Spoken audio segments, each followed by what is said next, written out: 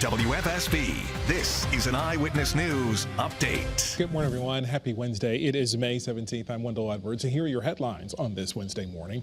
Happening today in Hartford, state leaders and affordable housing advocates will lobby for a bill in the future of housing in Connecticut. Supporters of the bill say it would increase housing and energy affordability. That rally is set for 3 this afternoon. Also happening today down in New Haven, Mayor Justin Elliger and city leaders there are trying to crack down on speed junkies. They're going to hold a news conference to discuss infrastructure improvements and new law enforcement tactics to stamp down on drag racing. That news conference will take place on Sergeant Drive. That's a popular stretch of road for drag racing. The news conference there starts at 1 this afternoon. In Cromwell, a middle school will be open. It will have classes today after being placed on lockdown yesterday. Police say a threatening message was left in a restroom yesterday, but investigators concluded that that threat was not credible. Anyone with information is asked to contact Cromwell Police. This morning in Derby, dozens of cats are receiving emergency care after they were rescued in a home that police described as deplorable. A total of 42 cats were taken from the house. 11 of them were kittens. Their mothers were dehydrated and sick with respiratory infections. Now, authorities have deemed the home unlivable, but no arrests have been made. But the investigation continues. In Enfield this morning, a man remains in jail after a stabbing outside of the town hall. Timothy Lindsay is in jail on a $750,000 bond. Police say he stabbed another man on Spring Street, but it's unclear what led up to the attack.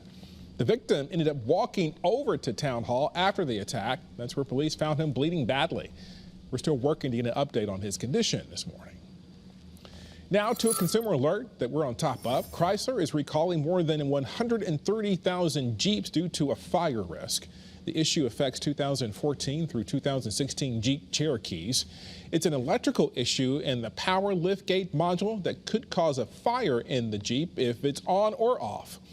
Chrysler recommends parking the Jeeps outside or away from other cars until the problem is resolved. Bradley International Airport is offering a program to help passengers on the autism spectrum. Autism Flies is what it's called. It will allow guests to take part in a mock boarding event with Breeze Airways. They can check in, go through security, and board the plane. This is especially useful for families with a child on the spectrum or who's a first-time flyer or struggles with anxiety. What's better than beer and baseball?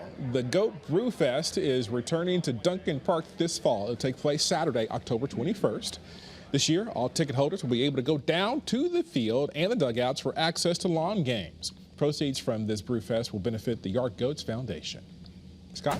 All right, thanks, Wendell. Let's take a look at our Doppler. It is scanning the state dry. That's the way it stays for days.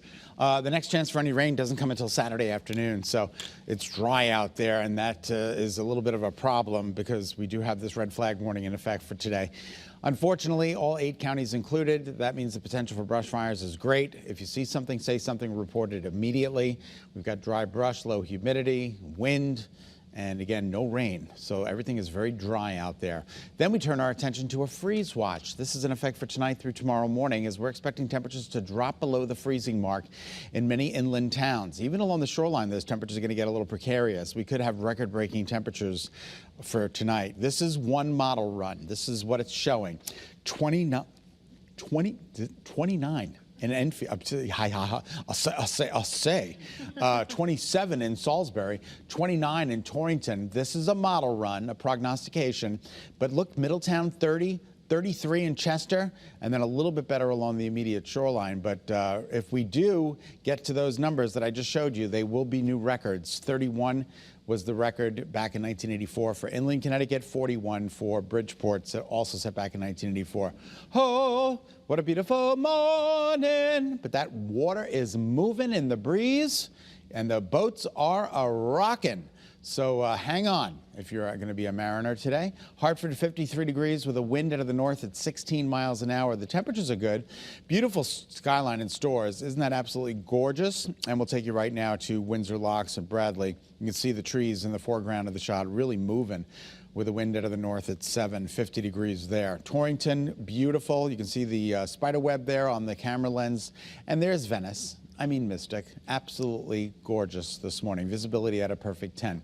Temperatures, they've been dropping steadily all morning into the mid to upper 40s, which is still a good number. 49, typical overnight low. We're a little bit better than that in East Hartford at 50 and 51 in West Haven. 45 in Salisbury and Torrington. Low 50s just about everywhere else. Today, we only climb into the low 60s.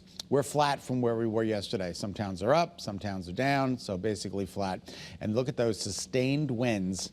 Whoa, 10 to 16 to 20 miles an hour with reported higher gusts out there this morning.